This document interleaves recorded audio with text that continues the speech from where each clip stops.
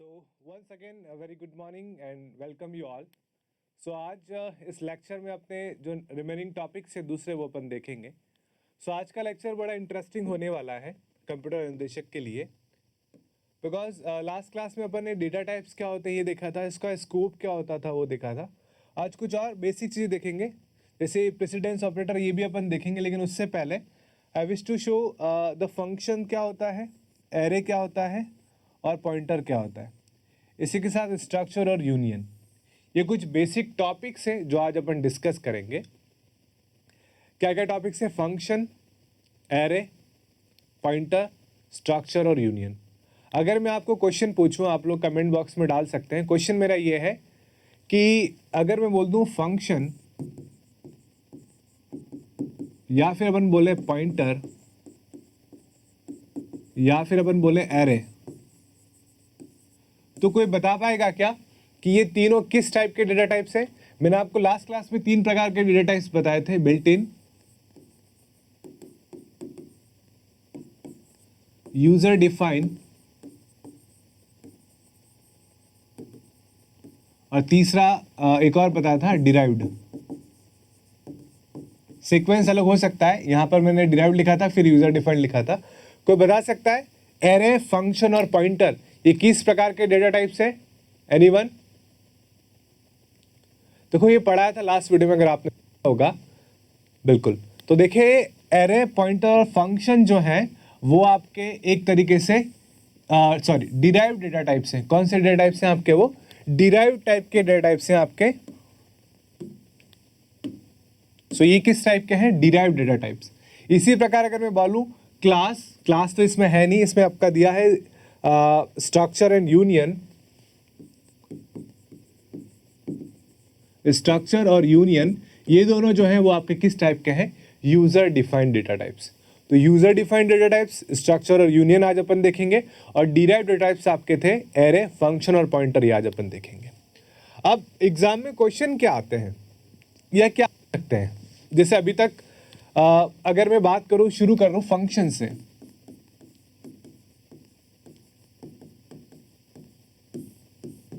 अपन बात कर रहे हैं फंक्शन का, तो आप लोग बता सकते हैं what is the definition of function?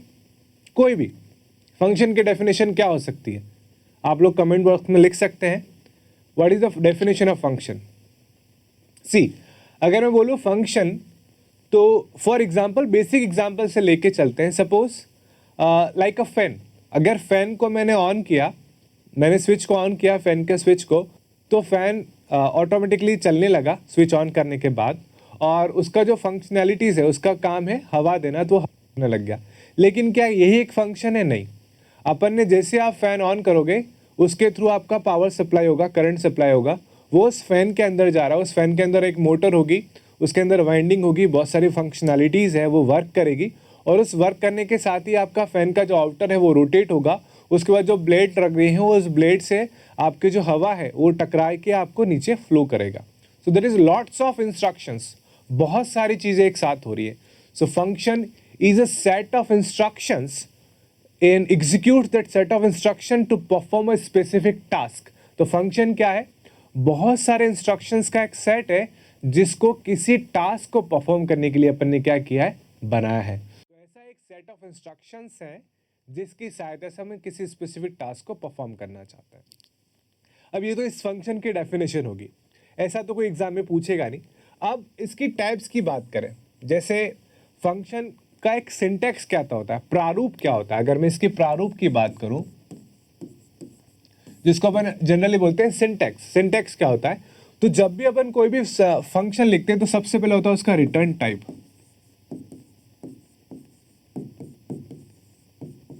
क्या होता है उसका? Return type. फिर होता है उसका नेम, इसका आप बोल सकते हैं फंक्शन का नेम. फिर उसके अंदर होता है आर्ग्यूमेंट, या फिर कभी कभार पैरामीटर्स भी कहते हैं. ठीक है. अब आर्ग्यूमेंट और पैरामीटर दोनों अलग चीज़ है. मैं फंक्शन पढ़ा दूंगा, आपको बताऊंगा कि जब कब पैरामीटर बोलेंगे, कब आर्ग्यूमेंट बोलेंगे. लेकिन जनरली यहाँ पे मैंने लिख दिया आर्ग्यूमेंट और parameter, but both are two different thing. तो कब आर्ग्यूमेंट कहलाएगा और कब पैरामीटर कहलाएगा, I will show you with the example. तो सबसे पहले रिटर्न टाइप होना चाहिए, उसका नाम होना चाहिए, उसके बाद आर्ग्यूमेंट या पैरामीटर्स। अब ये होता है फंक्शन का सिंटैक्स। तो इनिशियली अगर मैं आपको बात करूं फंक्शन के सिंटैक्स की, तो देखिए यहाँ पर ये आपका फंक्शन है, उसका अपन ने सिंटैक्स की बात की, तो यहाँ पे उसका आ गया रिटर्न टाइप, या उसका नेम आ गया, और यहाँ पे आर्ग्यूमेंट या फिर उसको अपन ने पैरामीटर बोल दिया। ये तो हो गया आपका फंक्शन। अब इसको कुछ कैटेगरीज में बांटा गया है। जैसे अभी अपन जो बात करें that is a user defined function. User जो बना रहा है फंक्शन उसको बोलते हैं यूजर डिफाइंड फंक्शन। जैसे अगर नॉर्मल फंक्शन की बात करो तो जैसे प्रिंटएफ हो गया, स्कैनएफ हो गया, अगर आप सी कोडिंग से फैमिलियर है, या सी आउट हो गया, सीन हो गया, ठीक है, या और भी बहुत सारे फंक्शंस अगर इनसे अगर आप फैमिलियर हैं तो आप समझ सकते हैं कि ये जो फंक्शन है वो प्री डिफाइंड है। और प्री डिफाइंड फंक्शन कहाँ से आते हैं? प्री डिफाइंड फंक्शन आते हैं हेडर फाइल से। तो ये जो फंक्शंस है it is a user defined, user बना रहा है अपने काम के लिए। प्री डिफाइंड पहले से बने हुए हैं लेकिन आप खुद अपना कुछ काम करना चाहते हैं, तो अपने काम के लिए अगर आप कोई फंक्शन बना रहे हैं तो that is a user defined function. अब इसके रिटर्न टाइप के आधार पर अगर मैं बात करूं रिटर्न टाइप के आधार पर, तो रिटर्न टाइप के आधार पर और आर्ग्यूमेंट के आधार पर, रिटर्न टाइप और आर्ग्यूमेंट इन दोनों के आधार पर फंक्शन को 4 कैटेगरी में बांटा है। बहुत ही सिंपल कैटेगरी है। क्या क्या कैटेगरी है? सबसे पहली कैटेगरी यहां अगर मैं लिख दूं रिटर्न टाइप, यहां अगर लिख दूं मैं आर्ग्यूमेंट, तो सबसे जो पहली कैटेगरी है वो without return type without argument. क्या बोल रहा हूं मैं? सबसे पहली जो कैटेगरी है that is without return type and without argument. ये पहली कैटेगरी है। दूसरी कैटेगरी की बात करें तो आप कह सकते हैं without return type with argument. तीसरी कैटेगरी की बात करें तो आप कह सकते हैं with return type without argument. और चौथी कैटेगरी की आप बात करें तो आप कह सकते हैं विथ रिटर्न टाइप और विथ आर्ग्यूमेंट। तो रिटर्न टाइप और आर्ग्यूमेंट की अवेलेबिलिटी के आधार पर अपन फंक्शन को 4 कैटेगरी में बांटते हैं। या तो उसका रिटर्न टाइप है या नहीं है, उसका आर्ग्यूमेंट है या नहीं है, और इनके कॉम्बिनेशन से आपके कितने फंक्शन बन जाते हैं? 4 फंक्शन बन जाते हैं, पहली बात। दूसरा, अगर आप इसका रिटर्न टाइप में एक अपन और कहते हैं फंक्शन कॉल। जैसे फंक्शन बहुत टाइप के होते हैं। जैसे अगर मैं सी में बात करूँ, C++ में बात करूँ तो फ्रेंड फंक्शन एक फंक्शन होता है, मेंबर फंक्शन एक फंक्शन होता है, ठीक है। उसी प्रकार आपके जावा में कुछ और होते हैं, पाइथन में कुछ और अपन लेते हैं, but is a basic structure of C से अपन ले रहे हैं क्योंकि आप सभी ऑडियंस जो है वो सी से फैमिलियर्स होंगे। तो सी और C++ दोनों का कंपेयर करके मैं आपको एक साथ बताऊंगा, और एट द एंड जो क्वेश्चंस होंगे अपन वो जावा, पाइथन, सी एंड C++ सबके कवर कर लेंगे ताकि वहां से भी आए तो अपन आंसर दे पाए। तो देखिए यहाँ पे अपन जो बात कर रहे हैं that is a return type argument, return type argument, यहाँ पे without return type without argument, without return type with argument, with return type without argument, and return type and return type. ये आपकी 4 कैटेगरी अपन ने बांट रहे। ये user defined function है, ठीक है। इसी के साथ एक रिटर्न टाइप होता है इसका। जैसे रिटर्न टाइप बात कर रहे हैं तो एक कुछ होता है कॉल बाय वैल्यू, और एक होता है आपका कॉल बाय रेफरेंस।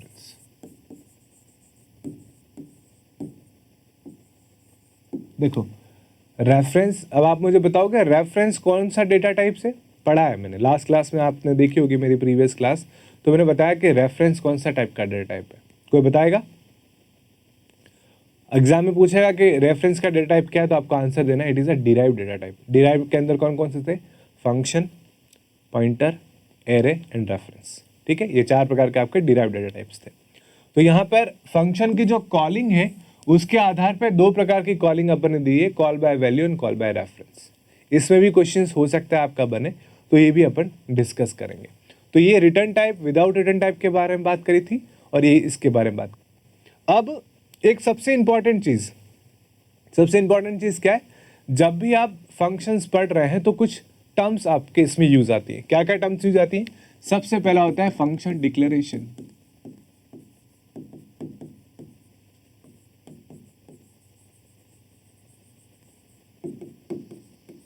ठीक है।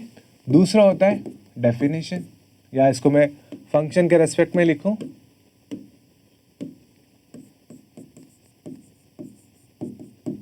फंक्शन डेफिनेशन, और तीसरा होता है फंक्शन कॉल।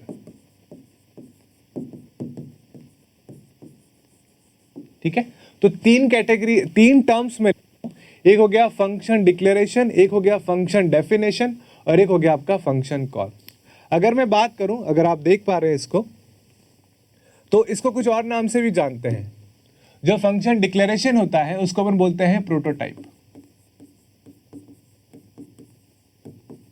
अगर आपको कोई बोल दे कि फंक्शन डिक्लेरेशन क्या है, प्रोटोटाइप क्या है, तो उसको अपन एक ही बात बोलेंगे। और जो फंक्शन डेफिनेशन है उसको आप बोलते हैं फंक्शन की body. So function body, function की बॉडी बोल दो, फंक्शन का प्रोटोटाइप बोल दो, दोनों सेम चीज है। और सिमिलरली फंक्शन कॉल, फंक्शन को कॉल करना नॉर्मल चीज आपकी कहलाती है। अब इन सब का मतलब क्या है वो अपन देखते हैं। देखिए यहां पर सबसे पहले अगर अपन बात करें फंक्शन की डिक्लेरेशन की, तो देखो डिक्लेरेशन का मतलब क्या होता है। कलर थोड़ा चेंज कर लेते हैं, ये वाला ले लेते हैं। फंक्शन के डिक्लेरेशन की बात करें तो जब भी आप कोई भी प्रोग्राम रन करते हैं तो एक व्यक्ति यूज होता है। मैं व्यक्ति इसलिए बोल रहा हूं ताकि आप उसको अच्छी समझ पाए, जिसको बोलते हैं अपन कंपाइलर। कंपाइलर क्या करता है, हर एक चीज को एग्जीक्यूट करता है, वन बाय वन एग्जीक्यूट करता है।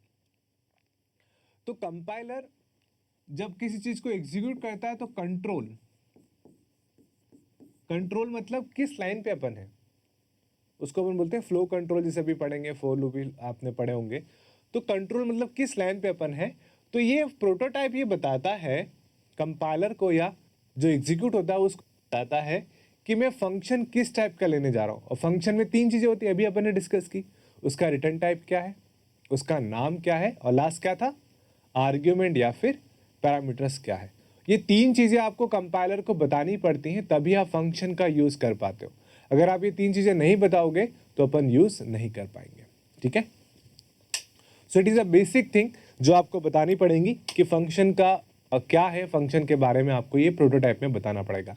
तो इन जनरल बोले, type is nothing but it provide the information about the function which we are going to use, like the name of the function, return type of the function and parameter of the function. उसका parameter क्या है, उसका name क्या है, उसका return type क्या है, ये अपन बताने के लिए क्या यूज करते हैं, फंक्शन का डिक्लेरेशन या फिर प्रोटोटाइप। फिर अपन बात करें फंक्शन की बॉडी, ये सबसे इंपॉर्टेंट है। लाइक मैंने अपना नाम बता दिया, मेरा जन्म स्थान बता दिया, मेरी डेट ऑफ बर्थ बता दी, ऐसी इन्फॉर्मेशन बता दिया, मेरे क्वालिफिकेशन बता दी। सपोज ये मेरा प्रोटोटाइप हो गया। जो सपोज मैं आपको पढ़ा रहा हूँ तो मैंने बता दिया कि मेरा ये क्वालिफिकेशन, एक्सपीरियंस है, मेरी डिटेल है। लेकिन एक्चुअली बॉडी क्या, एक्चुअली डेफिनेशन क्या है जो मैं आपके सामने डिलीवर कर रहा हूँ।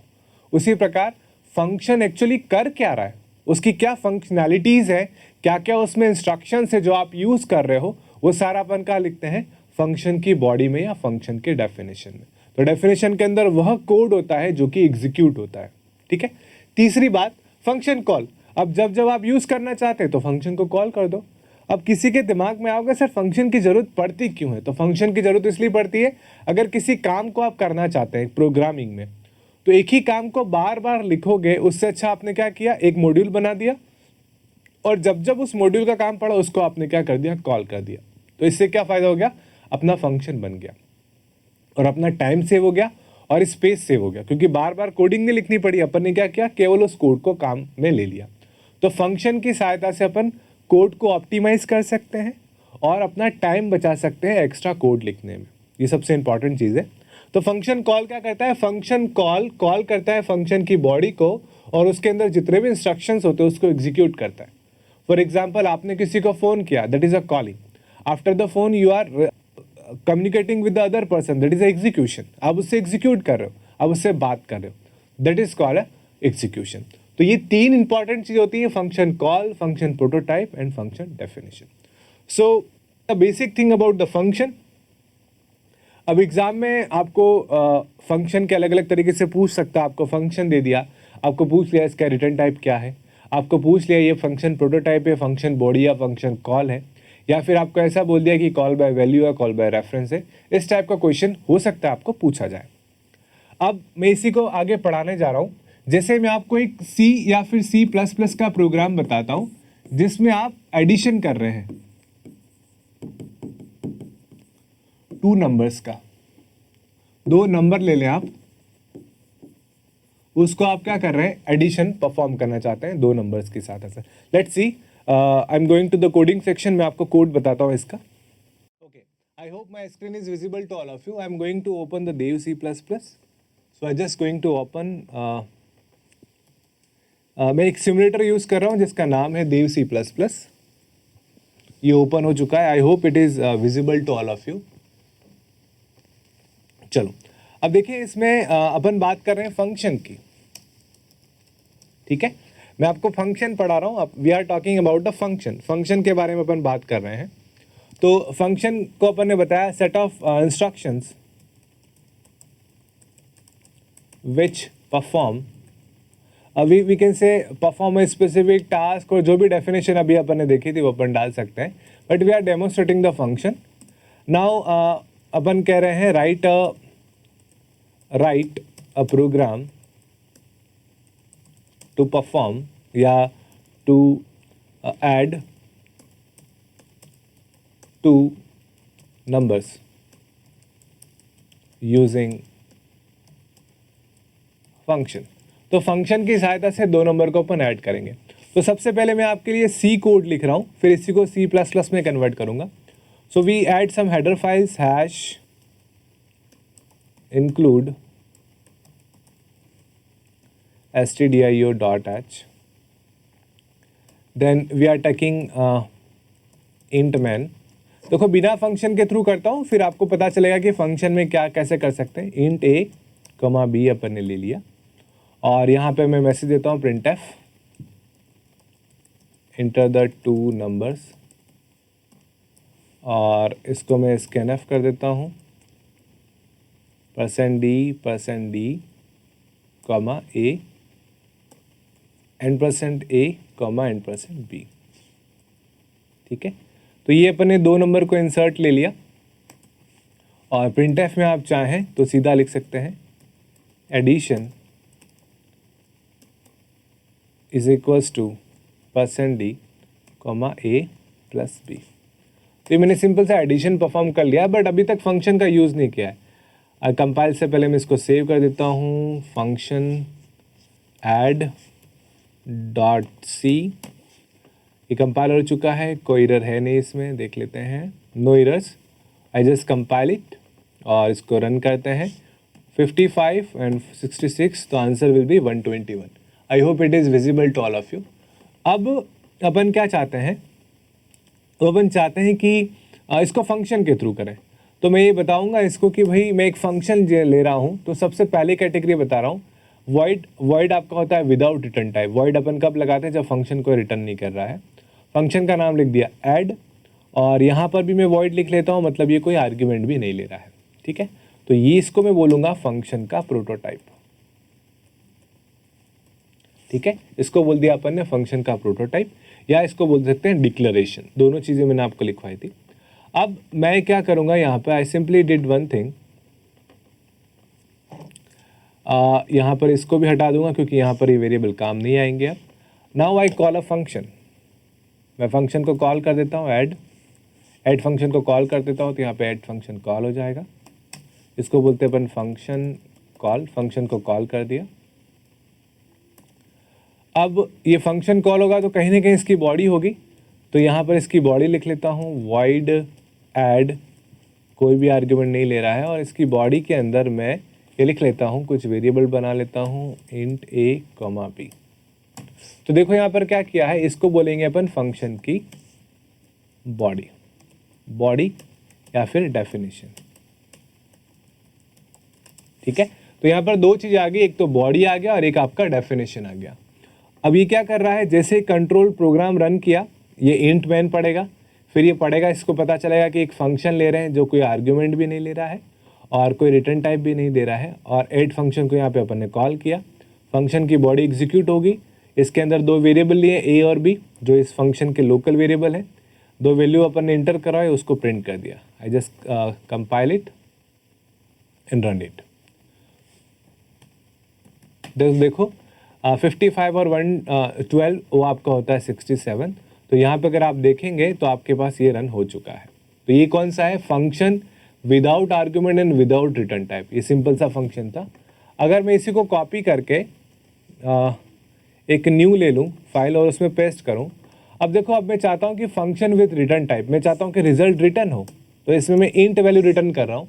इंट इसलिए कर रहे हैं, देखो थोड़ी बहुत कोडिंग आपको आती है ऐसा मैं मान के चल रहा हूँ, तो इंट में रिटर्न कर रहा हूँ, इसके लिए मतलब क्या हो गया, यहाँ रिटर्न इंट होगा और यहाँ पे मुझे इंट किसी में लेना भी पड़ेगा, तो यहाँ पे मैं ले लेता हूँ इंट result रिजल्ट, और इसको यहाँ पर मैं ले लेता हूँ और यहाँ पे उसको प्रिंट कर देंगे।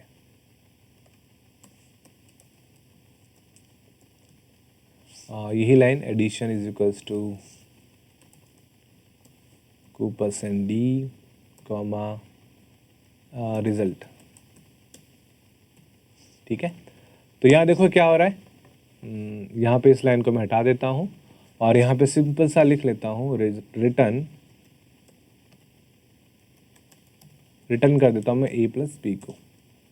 तो a प्लस बी को अपन रिटर्न कर दिया, ये वैल्यू रिटर्न होगी और रिटर्न होके कहाँ चली जाएगी, ये वैल्यू पूरी रिटर्न होके आपके चली जाएगी इस रिजल्ट में, और यहाँ पे रिजल्ट को अपन ने शो कर दिया। मैं इसको सेव कर देता हूँ, file save as function with return type .c, और इसको मैं कंपाइल करता हूँ। यहाँ पे रिटर्न टाइप मुझे इंट लिखना पड़ेगा क्योंकि इंट वैल्यू रिटर्न कर रहा है। आई just compile it and run it. तो देखें 22 और 12 ये आपका 34 आ चुका है, लेकिन ये कहाँ से आया, ये पहले प्रोग्राम जो था उसमें आपका जो फंक्शन था उसी के अंदर वैल्यू को प्रिंट कर रहे थे, लेकिन जो दूसरा प्रोग्राम है उसके अपन कहाँ प्रिंट कर रहे हैं, उसके अंदर अपन वैल्यू प्रिंट कर रहे हैं मेन फंक्शन में। क्यों, क्योंकि यहाँ पे वैल्यू क्या हुई है, रिटर्न हुई है। तो अगर ऐसा कुछ आ जाए तो ये एक ऐसा फंक्शन है जो कि कोई भी आर्ग्यूमेंट नहीं ले रहा है लेकिन एक वैल्यू को क्या कर रहा है, रिटर्न कर रहा है। तो ये दूसरा टाइप था, इसको बोलेंगे function with return type without argument. अब एक और लेते हैं, उसमें क्या करते हैं, इसी को मैं कॉपी कर रहा हूँ, उसमें अपन कर लेते हैं function with argument without return type. इसको मैं कर देता हूँ वॉइड, रिटर्न कुछ भी नहीं करा तो इसको मैंने वॉइड बना दिया। और देखें यहाँ पर मैं कह देता हूँ कि दो आर्ग्यूमेंट लेगा, इंट कॉमा इंट। ठीक है, दो ले लिए।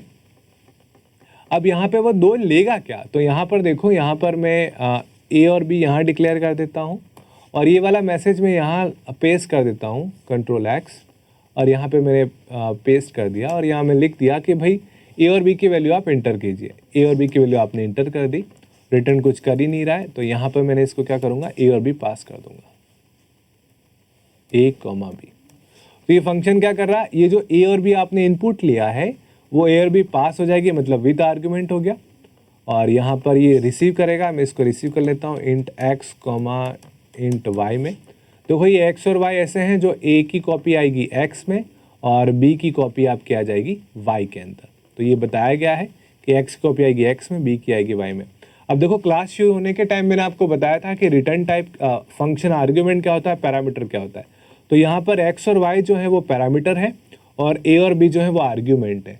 तो फंक्शन कॉल में जो वैल्यू पास की जाती है उसको तो बोलते हैं आर्ग्यूमेंट, और फंक्शन बॉडी के अंदर जो दूसरी वैल्यू को कंटेन करते हैं, रिसीव करते हैं, उसको बोलते हैं अपन पैरामीटर। तो एग्जाम में ध्यान रखिएगा, पैरामीटर किसको बोलते हैं, फंक्शन बॉडी के अंदर जो होते हैं। आर्ग्यूमेंट किसको बोलते हैं, फंक्शन कॉल में जो होते हैं। I hope you understand. तो यहाँ से एक्स और वाई रिसीव किया और यहाँ पे अपन मैसेज दे देते हैं। क्या मैसेज दे देते हैं, यही एडिशन वाला, कि एडिशन क्या हो गया, Ctrl+X, और यहाँ पे मैं डाल देता हूँ Ctrl+V, और यहाँ पे मैं कर देता हूँ x प्लस वाई।